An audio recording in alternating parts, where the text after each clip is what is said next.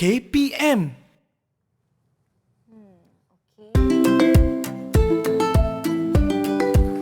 Bahan, peralatan dah ada, roti dah ada. Tengoklah apa yang berlaku kat roti ni. Alamak, macam mana saya nak tengok apa yang terjadi dekat bawah roti ni? Dia pegang kot. Tak apa, cikgu tak ada. Nisa! Nisa! Apa yang Nisa nak buat?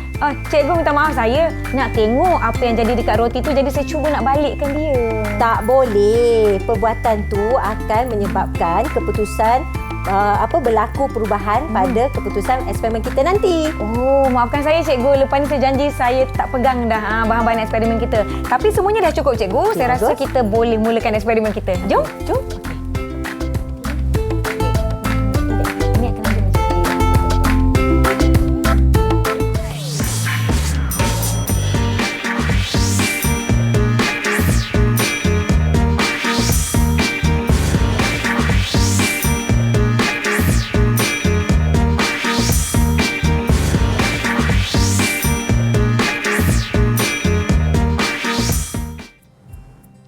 Assalamualaikum, salam sejahtera murid-murid di rumah. Anda sedang menonton Didik TV KPM bersama saya Nisa K. Hari ini bagi slot menengah atas kita akan sama-sama mempelajari mata pelajaran sains topik tingkatan 5 iaitu dunia makroorganisma. Kita dah lihat siapakah guru yang akan bersama dengan kita pada hari ini. Jom kita nak persilakan Cikgu Rosam Falti Zulti daripada SMK Putrajaya Presin 11-1. Apa khabar Cikgu? Baik Nisa. Selamat datang ke Didik TV. Terima kasih kerana sudi bersama-sama dengan kami. Cikgu, topik kita hari ini sangat-sangat menarik. Betul tak? Tapi sebelum tu saya nak minta Cikgu perkenalkan diri kepada murid-murid yang menonton kita di rumah sekarang ni. Silakan Cikgu. Okey, Assalamualaikum. Selamat sejahtera semua. Nama saya Rosam Falti Zulti binti Samiran.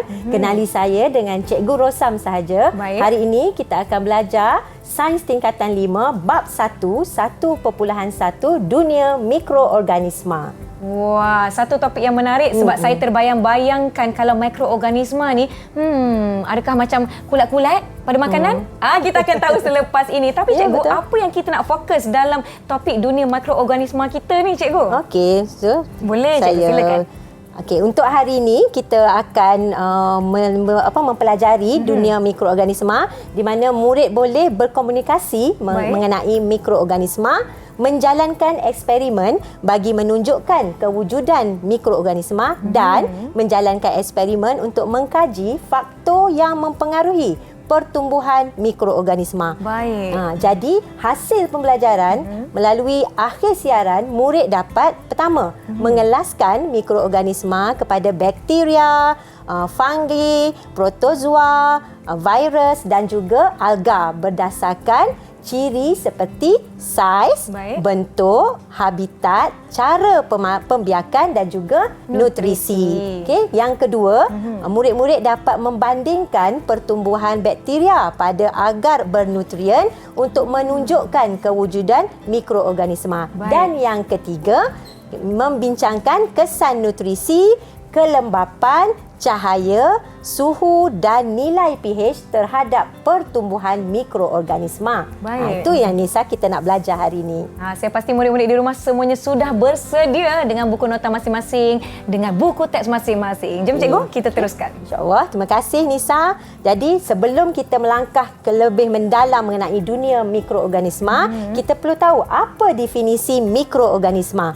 Jadi mikroorganisma ialah organisma seni yang tidak dapat dilihat melalui mata kasar. Hanya dapat dilihat dengan bantuan mikroskop sahaja.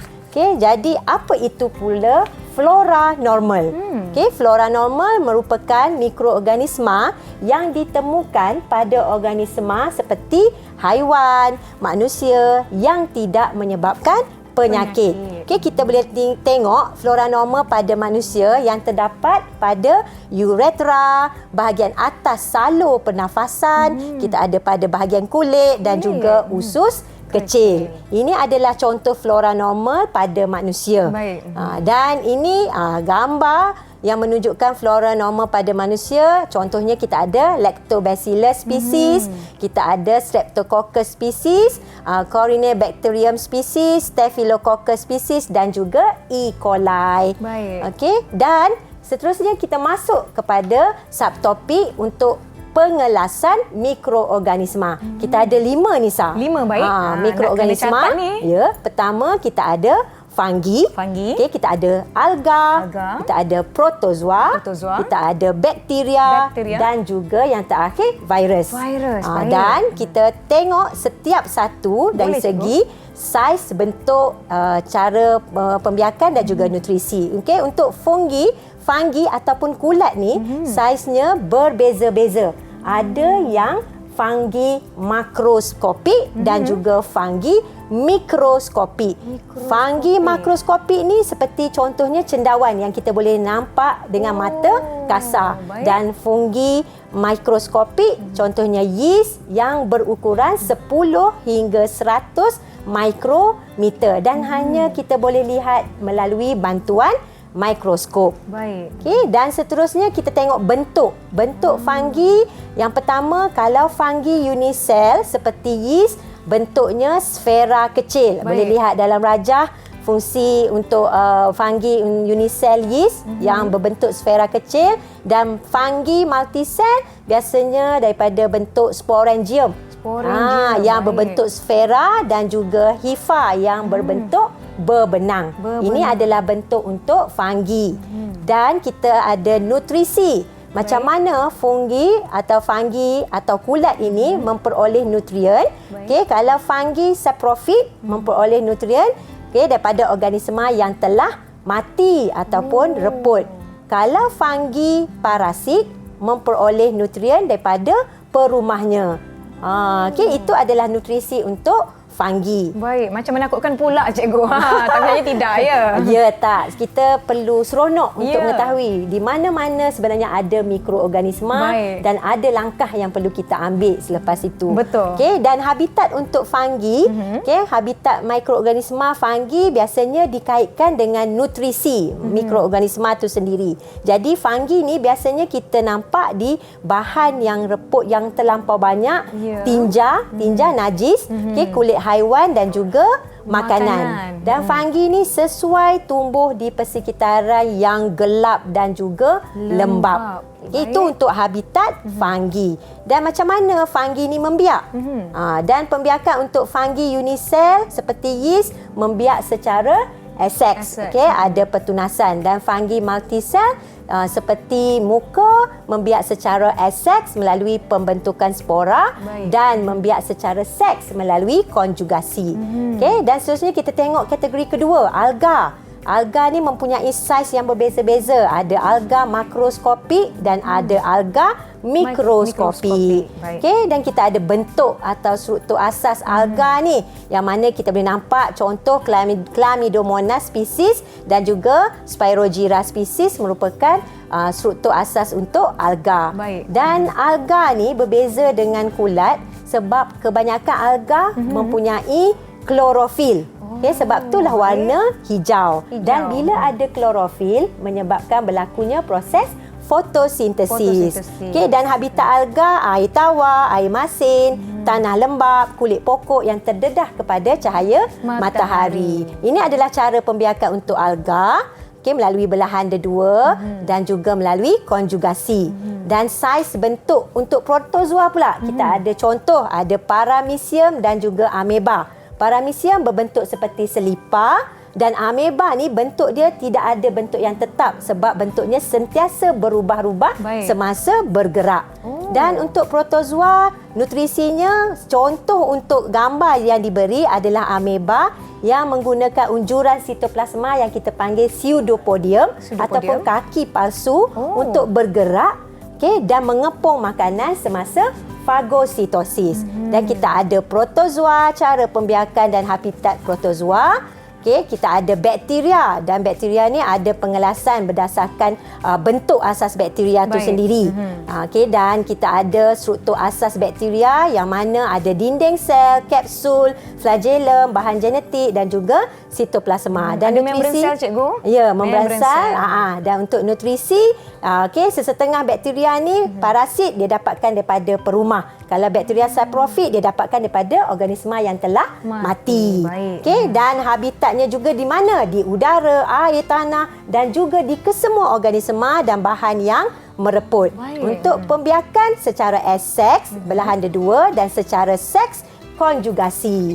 Okay, dan seterusnya ada ciri istimewa dalam bakteria ni yang ada endospora yang dapat bertahan dalam persekitaran yang ekstrim misal. Okay, dan terakhir kita tengok pengelasan virus. Baik. Saiznya paling seni, paling halus sebab saiznya kurang daripada 0.5 mikrometer dan hanya dapat dilihat melalui mikroskop elektron. Okay, dan ada bentuk virus sfera, helix, polyhedral dan juga bentuk kompleks. Okey, dan virus ni ada terdiri daripada berbenang asid nukleik sama ada DNA ataupun RNA. Dan kita ada ciri khas virus sebab dia hanya menjangkiti sel perumah untuk membiak. Okey, dan seterusnya kita tengok balik untuk bahagian virus ni sebab dia boleh menjangkiti sel perumah, contohnya seperti bakteria, haiwan dan juga tumbuhan. Baiklah, kita telah kenal pengkelasan mikroorganisma kita ada 5 tadi iaitu fungi, alga, protozoa, bakteria dan juga virus. Betul. Kalau rasa macam alamak Cikgu Rosa melajunya, tak mengapa, bahan-bahan ini boleh murid-murid rujuk dari buku teks sains tingkatan 5. Kita akan bertirak seketika, jangan ke mana-mana, kembali selepas ini di Didik TV KPM.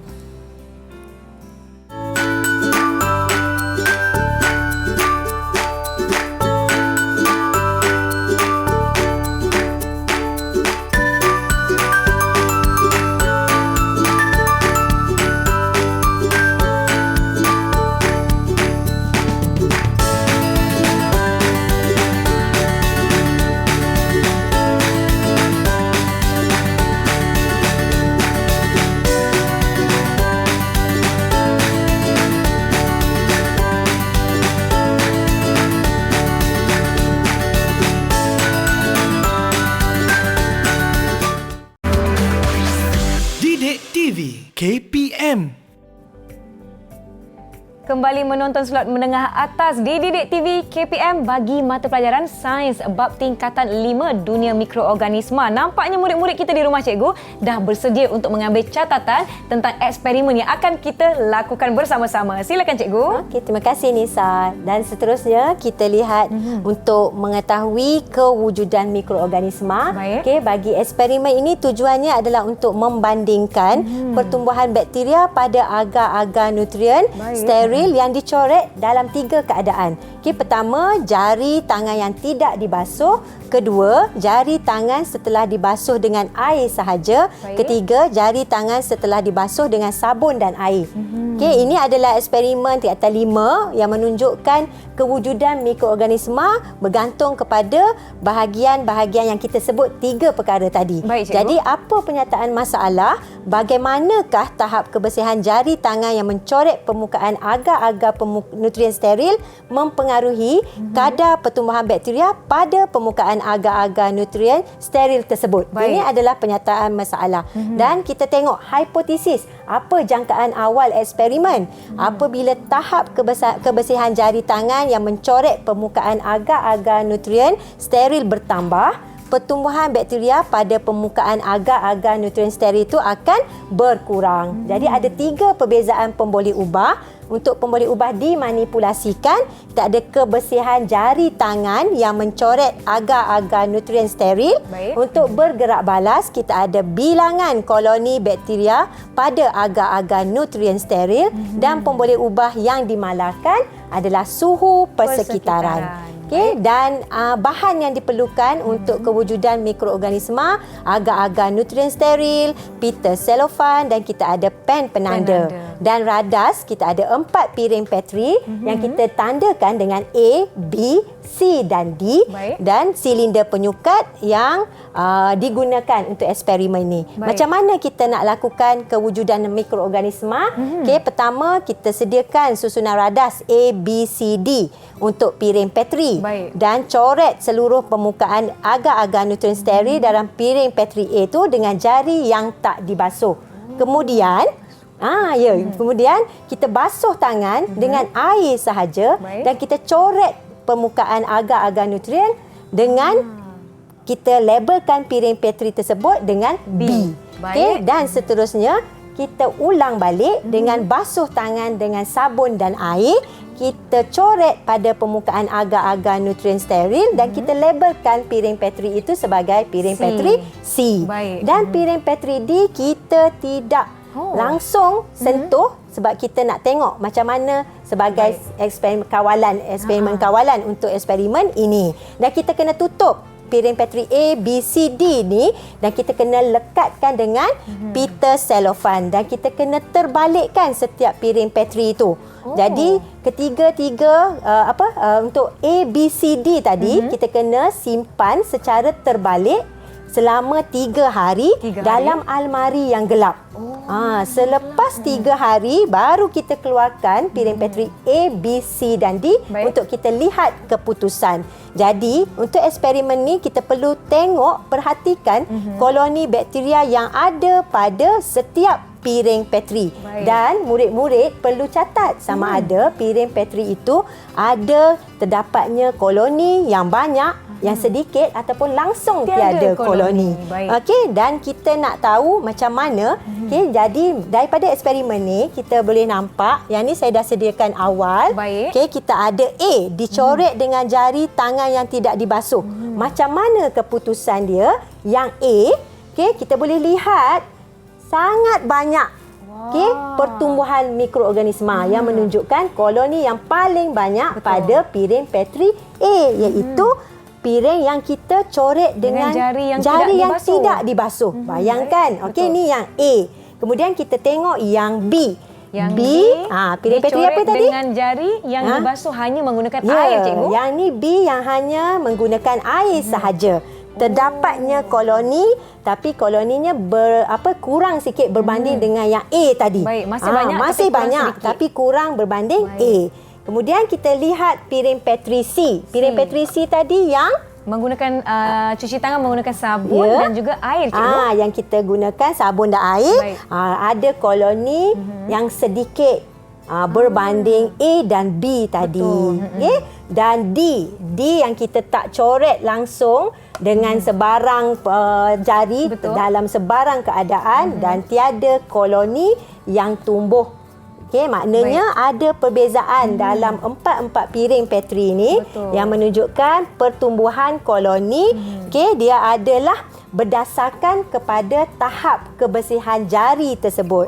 Jadi adakah hipotesis diterima? Hipotesis diterima. Sebab apa? Apa kesimpulan eksperimen ini? Jadi kesimpulannya adalah tahap kebersihan jari tangan yang mencoret permukaan agar-agar nutrien steril bertambah. Pertumbuhan bakteria pada permukaan agar-agar nutrien steril itu akan berkurang. Maknanya setiap kali kita nak makan, kan kita perlu basuh tangan dengan air dan sabun. Lengkap. Okey, jadi ni adalah eksperimen untuk kewujudan mikroorganisma yang boleh dilakukan di sekolah.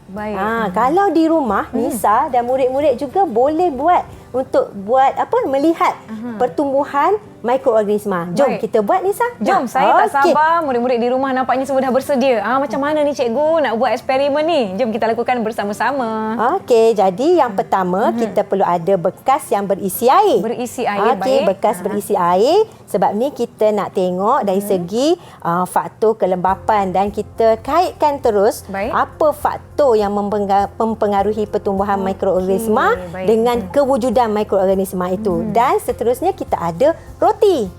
Ya, ini kita ada roti. Kita ada roti. Ini untuk yang kita nak tengok dua situasi, dalam keadaan kering dan juga dalam keadaan yang basah. Lembap.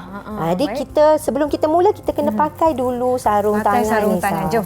Saya pun nak pakai sarung tangan. Kebersihan itu penting supaya tidak mencemarkan keputusan. Dan seterusnya kita ambil satu plastik kosong. Untuk kita letak roti satu pada bahagian yang kita akan label sebagai kering. Baik. Okey. Boleh, Nisa? Boleh. Saya cuba membuka plastik ini terlebih dahulu. Tiba-tiba dia tak nak buka pula. Okey, termasuk ni kita boleh ambil untuk ni. Nah, baik. Okey, jaga penjarakan. Okey, itu. Saya akan masukkan satu roti, yang kering. Masukkan dalam satu plastik kosong. Kita labelkan sebagai kering. Nanti Nisa kena letak pita selofan semua jadi macam ni. Okey, maknanya kan. Lipatkan. Okey, sebab kita perlu letak dalam almari gelap. Okey. Saya akan gunakan pita selofan untuk kita tutup plastik ini. Ya, dan kita anggap ini macam kan. Baik. Okey. Saya cuba Okey. cikgu ya. Boleh. Okey. Saya dah tutup. Okey, itu sebagai yang kering. Yang kering. Letak dalam almari gelap. Okey, jom kita letak di dalam almari gelap. Okey. Almari gelap. Okey, seterusnya untuk kepingan roti yang kedua, kita ambil, kita gunakan air yang ada tadi, kita celup roti ke dalam. Okey, ni untuk mengkaji pertumbuhan mikroorganisma, sekaligus kita tengok faktor kelembapan yang boleh mempengaruhi pertumbuhan mikroorganisma. Okey, roti saya akan celupkan di dalam air. Ya. Celupkan. Nampak roti ni basah. Lembab. Ya. Okey, masukkan dalam plastik. Di dalam plastik. Okey. Dan labelkan. Labelkan sebagai roti yang dalam keadaan lembab. Dan sama juga kita letak dalam almari yang gelap selama beberapa hari. Dan yang ni saya dah buat, kita tunjukkan ni hasilnya untuk 5 hari. 5 hari agak berbau. Kalau murid-murid boleh bau, dia agak berbau, dan tunggu sehingga 7 hari dia boleh menunjukkan pertumbuhan mikroorganisma yang sangat banyak sebab dalam keadaan lembab. Okey, dan seterusnya Nisa, kita nak gunakan eksperimen yang berkaitan dengan air suling. Natrium hidroksida cair, dan juga kita ada asid hidroklorik cair. Okey, kita ada bahan-bahan. Dan yang sama, kita gunakan kepingan roti tadi, kita perlu asingkan ke dalam 3 plastik. Okey. Kita ada natrium hidroksida cair untuk mewakili alkali. Okey, dan kita ada asid hidroklorik cair untuk mewakili asid. Dan kita ada air suling untuk mewakili neutral. Kita nak bezakan antara ketiga-tiga nilai pH ni, macam mana mempengaruhi pertumbuhan mikroorganisma. Okey, jom kita cuba buat, Nisa. Jom, saya tak sabar. Kepingan roti pertama. Kita ambil dulu. Nisa pilih dulu nak yang mana? Untuk alkali ke asid ataupun air suling? Saya nak mulakan dengan asid hidroklorik cair, boleh cikgu? Boleh. Hati-hati. Buka penutup. Tali ni kejap boleh cikgu? Boleh. Minta maaf ya Amari. Halis kejap. Baik. Okey. Saya akan hati-hati. Okey, gunakan penitis. Ambil roti berkenaan satu. Okey. So titiskan ke seluruh permukaan roti untuk bagi kita nak murid-murid kaji. nampak juga aktiviti kita. Baik. Okey, hidroklorik cair. Yang ni untuk mewakili pH asid. Sebab tu kita guna asid hidroklorik cair. Baik. Okey. Kita tutup. Seterusnya berhati-hati. Hati-hati. Yang ini alkali. Saya akan okey, saya tolong Nisa kita masukkan. Sambil tu Nisa boleh buat untuk alkali natrium pula. Okey. Sama juga kaedahnya. Baik. Gunakan penitis. Titiskan ke seluruh permukaan roti. Baik. Okey. Jaga. Kita titiskan di bahagian roti. Okey. Sebab dia tu untuk natrium hidroksida cair. Okey, yang ketiga, kepingan ketiga kita buat untuk tunjuk perbezaan pada air suling. Okey, yang ketiga. Kita ada air ambil suling. roti satu. Boleh cikgu. Okey, satu roti. Okey, gunakan air suling yang disediakan. Baik. Okey. Tu je. Alright, terus picit. Banyaknya. Okey. Okey dah. Okey. Saya dah basahkan dengan air suling. So terus masukkan dalam plastik juga. Baik. Jangan tertukar. Kalau untuk air suling, kita labelkan dalam keadaan neutral. Okey. Ini masukkan. Neutral. Saya akan masukkan. Kita dah labelkan. Jadi murid-murid boleh catat dan lakukan eksperimen ini di rumah selepas ini. Okey, kemudian yang ketiga Yang kita ketiga ialah? letakkan roti dalam keadaan Yang ini alkali ya, cikgu? alkali sebab tadi saya dah tolong untuk asid. Baik. Tu neutral dan alkali. Tapi kita dapat lihatlah ada okey. kesan titisan berwarna. Macam warna-warna oranye macam tu, warna kuning macam tu. Okey, ini baru kita mulakan. Nanti kita tunggu untuk beberapa hari baru Baik. lagi nampak pertumbuhan mikroorganismanya. Ya, Okey, okey. semua ni kita letak dalam almari gelap. Okey, saya akan Okey. tutupkan plastik ini. Saya akan So, kumpulkan kena. neutral, Ya. alkali dan juga asid.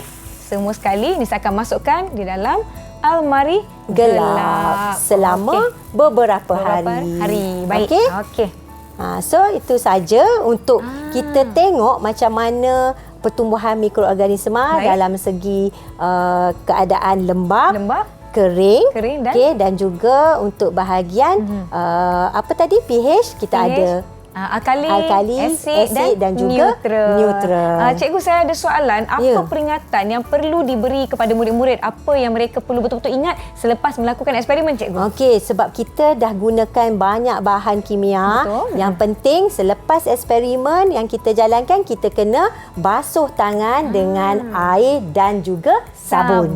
Ya. Baiklah. Okey, saya pun tak sabar-sabar kejap lagi saya nak pergi cuci tangan saya. Mungkin cikgu boleh kita pergi bilik air dulu, cuci Boleh. tangan sebelum Jom. kita teruskan aktiviti kita. Murid-murid di rumah jangan ke mana-mana. Jom kita rehat seketika. Kembali selepas ini di Didik TV KPM.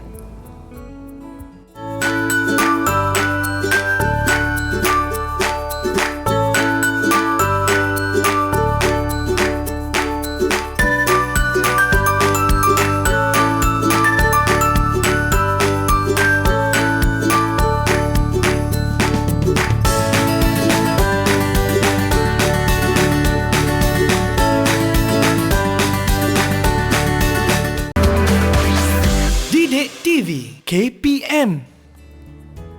Terima kasih kerana masih menonton Didik TV KPM untuk slot menengah atas mata pelajaran sains. Topik kita hari ini, topik tingkatan 5, dunia mikroorganisma. Kita akan pergi kepada apakah faktor-faktor ya cikgu yang mempengaruhi pertumbuhan mikroorganisma. Silakan cikgu. Okey, terima kasih Nisa.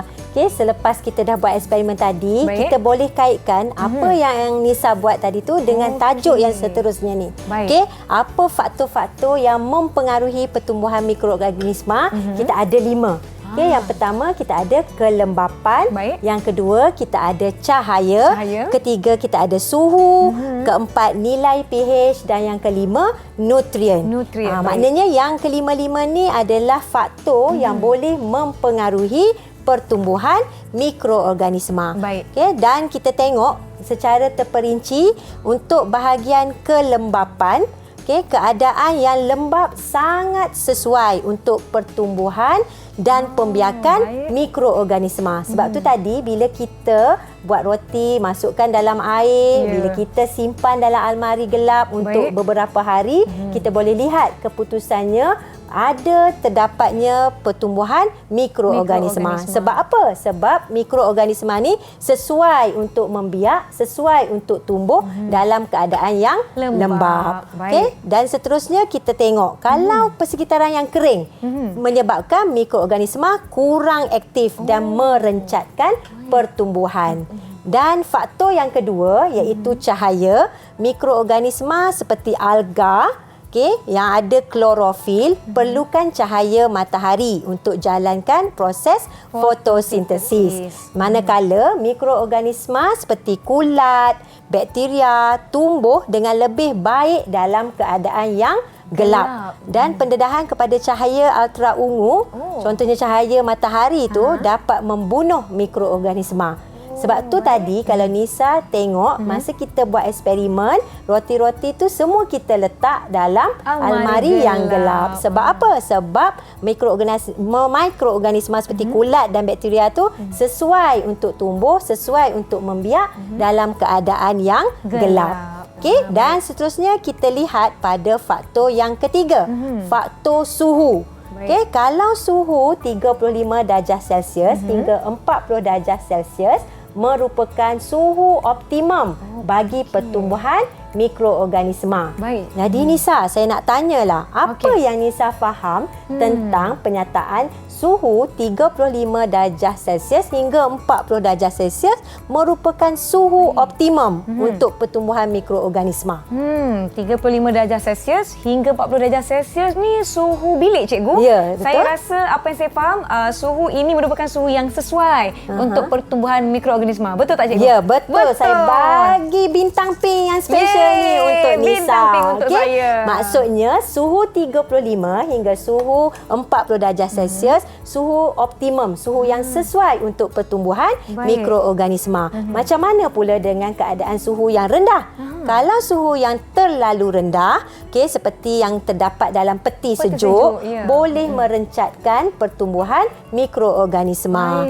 Manakala kalau suhu yang terlalu tinggi pula mampu membunuh mikroorganisma. Contohnya, cikgu, seperti keadaan di dalam bahagian sejuk beku di peti kita, cikgu. Kita simpan daging dan makanan-makanan yang sesuai dalam bahagian itu untuk merencatkan pertumbuhan mikroorganisma. Ya, pandai Nisa. Saya bagi lagi bintang pink. Terima kasih, cikgu. Okey, dan seterusnya kita lihat kepada faktor yang keempat, iaitu nilai pH.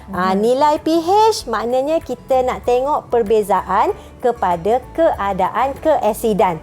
Kita tengok tadi, kita ada air suling yang mewakili neutral. Kita ada natrium hidroksida cair mewakili alkali, dan kita ada asid hidroklorik cair untuk asid. Ya, tiga keadaan dia akan menunjukkan tiga keadaan pertumbuhan mikroorganisma yang berbeza. Kalau nilai pH, iaitu nilai untuk pH neutral, merupakan nilai pH optimum untuk pertumbuhan mikroorganisma.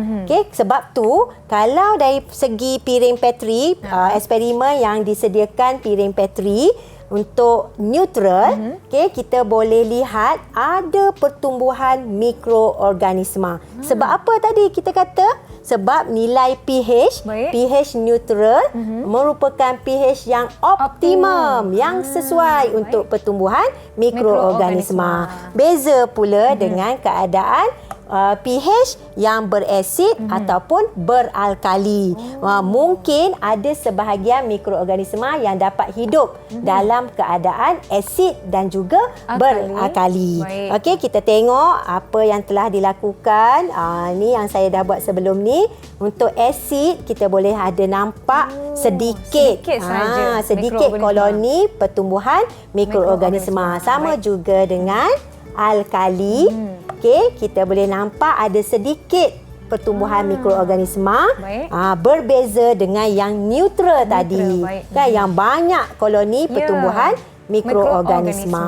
Ini adalah faktor yang menunjukkan bahagian nilai pH merupakan pH 7 tu yang paling optimum. Yang optimum untuk pertumbuhan mikroorganisma.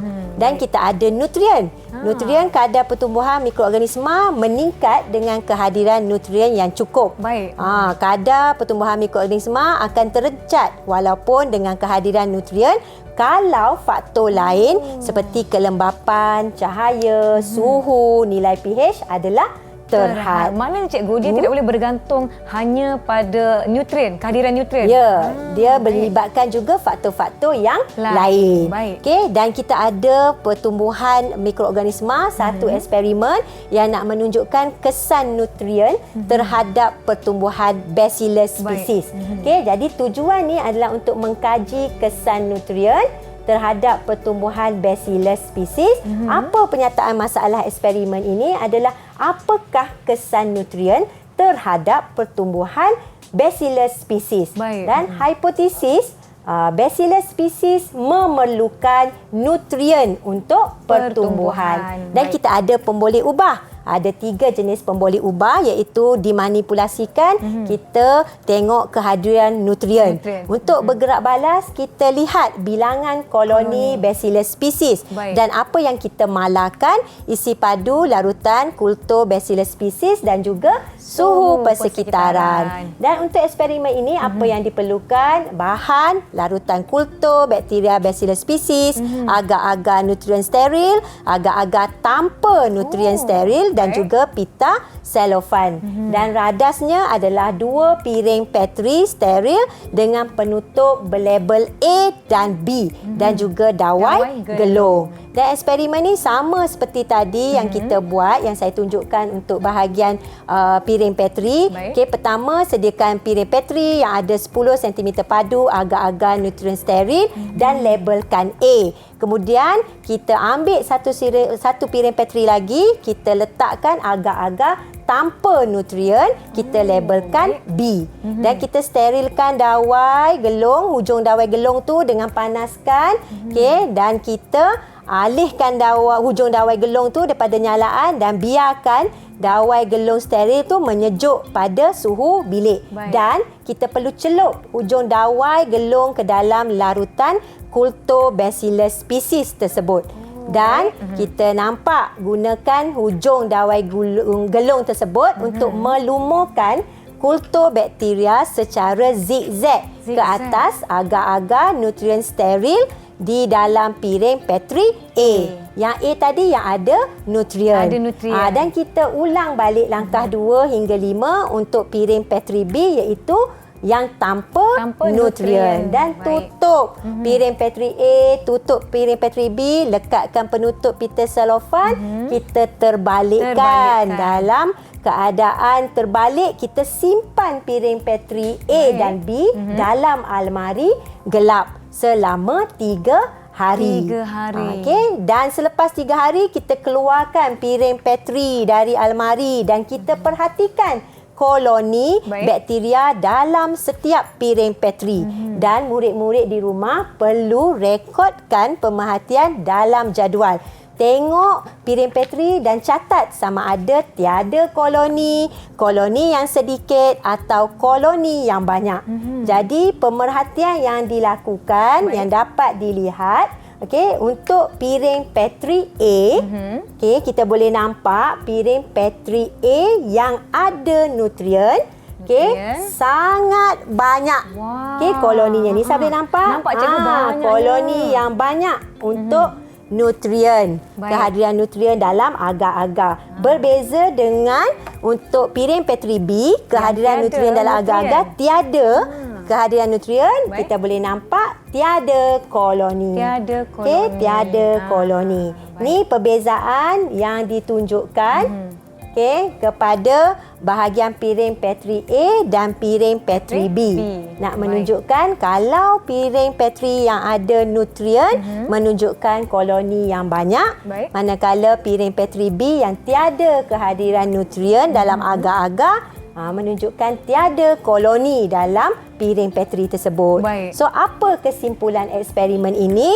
Adakah hipotesis diterima? Apakah kesimpulan? Ya, betul Nisa. Hipotesis diterima. Jadi kesimpulannya, Bacillus species ni memerlukan nutrien untuk pertumbuhan. Jadi kita telah pergi kepada faktor-faktor apa yang mempengaruhi pertumbuhan mikroorganisma. Ada 5 tadi kan cikgu kan? Ya, betul. Ada kelembapan, cahaya, suhu, nilai pH dan juga nutrien. Okey, betul. Kita bagi lagi bintang. Terima kasih cikgu. Baiklah, kita akan berhenti seketika yang di rumah. Jangan ke mana-mana. Kita akan kembali selepas ini di Didik TV KPM.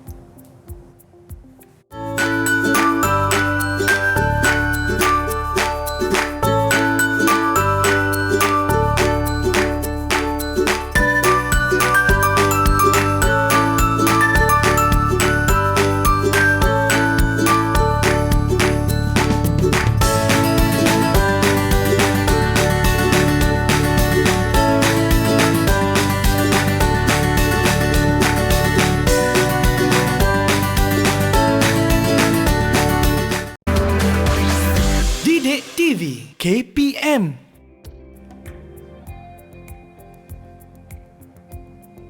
Terima kasih bagi yang masih menonton Didik TV KPM bagi slot menengah atas. Topik kita hari ini, topik mata pelajaran sains tingkatan 5 dunia mikroorganisma. Cikgu Rosam, saya rasa kita dah di penghujung kelas kita hari ini. Wah, seronok sangat lakukan eksperimen bersama-sama murid-murid di rumah. Jadi apa yang kita boleh ringkaskan daripada pembelajaran kita daripada awal tadi, Cikgu? Okey, terima kasih Nisa. Okey, kita buat kesimpulan rumusan untuk tajuk hari ini 1.1 dunia mikroorganisma. Kita lihat dulu apa definisi mikroorganisma. Jadi murid-murid di rumah dan Nisa juga boleh ingatlah apa definisi mikroorganisma. Mikroorganisma ialah organisma seni yang kita tidak dapat lihat dengan menggunakan mata kasar, tapi kita boleh lihat dengan bantuan mikroskop. Okey, itu dunia mikroorganisma. Selepas kita dah tahu definisi dunia mikroorganisma, apa mikroorganisma, kita perlu lihat apa itu flora normal. Okey, definisi flora normal tadi kita nampak mikroorganisma yang kita temukan pada organisma termasuklah manusia dan haiwan yang tidak menyebabkan penyakit. Contohnya yang ada pada bahagian uretra, bahagian atas saluran pernafasan, kulit dan juga usus kecil. Dan kita tengok semula ni gambaran rajah gambar yang menunjukkan flora normal pada manusia. Dan seterusnya kita tengok pengelasan mikroorganisma. Baik, Cikgu. Okey, apa tadi yang kita dah belajar yang Nisa boleh kelaskan mikroorganisma? Ada berapa kumpulan? Ada 5 kumpulan pengelasan mikroorganisma. Yang pertama kita ada fungi, kita ada alga, kita ada protozoa, kita ada virus dan juga bakteria. Ya, betul. 5 tu betul. Saya bagi lagi bintang pink kepada Nisa. Bagus. Dan seterusnya kita perlu ingatlah 5 kumpulan. Kumpulan untuk mikroorganisma tadi. Macam yang Nisa sebut tadi, kita ada fungi, kita ada alga, kita ada protozoa, bakteria dan juga virus. Dan murid-murid di rumah boleh rujuk semula buku teks yang ada. Kita lihat apa perbezaan, apa persamaan dari segi ciri-ciri kesemua 5 mikroorganisma tadi. Maknanya kita tahulah kalau saiz untuk fungi, kita ada makroskopik, kita ada fungi, mikroskopik, dan kita perlu tahu apa bentuk fungi. Maknanya kita ada yeast yang berbentuk sfera kecil, kita ada mucor yang ada sporangium berbentuk sfera, dan kita ada hifa yang berbentuk berbenang. Ni semua boleh dikelaskan dalam perbezaan setiap kelas mikroorganisma tersebut. Dan kita tengok semula apa yang dikatakan alga.